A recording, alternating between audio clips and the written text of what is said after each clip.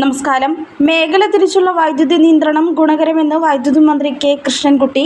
10 മുതൽ 15 മിനിറ്റ് വരെ മാത്രമാണ് വൈദ്യുതി നിയന്ത്രണം.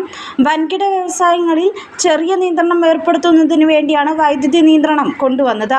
മേഖല തിരിച്ചുള്ള വൈദ്യുതി നിയന്ത്രണം ഗാർഹിക ഉപയോക്താക്കളെ ബാധിക്കില്ലെന്നും മന്ത്രി മാധ്യമങ്ങളോട് പ്രതികരിച്ചു. മണ്ണാർക്കാട് മേഖലയിൽ ഇന്നലെ തുടങ്ങിയ നിയന്ത്രണം ഗുണം കണ്ടു. ഒരൊറ്റ ദിവസം കൊണ്ട് 200 മെഗാവാട്ട് കുറഞ്ഞുവെന്നും മന്ത്രി കെ കൃഷ്ണൻകുട്ടി പറഞ്ഞു. താനും വൈദ്യുതി നിയന്ത്രണത്തിന്റെ ഭാഗമായി വൈദ്യുതി ഉപയോഗം കുറച്ചു. ഓഫീസിലെ 2 AC ഒന്നായി കുറച്ചു. ഉപയോക്താക്കൾ രാത്രി സ്വയം നിയന്ത്രണം ഏർപ്പെടുത്തണം.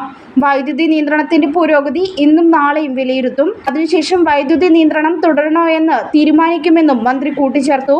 വൈദ്യുതി ഉപഭോഗം കൂടിയതോടെ ഇന്നലെ മുതലാണ് മേഖല തിരിച്ചുള്ള വൈദ്യുതി നിയന്ത്രണം തുടങ്ങിയത്. ഉപഭോഗം കൂടിയിടങ്ങളിലാണ് നിയന്ത്രണം. ആദ്യഘട്ടത്തിൽ പാലക്കാടാണ് നിയന്ത്രണം ഏർപ്പെടുത്തിയത്. ഇടവിട്ട് വൈദ്യുതി നിയന്ത്രണത്തിനാണ് സാധ്യത.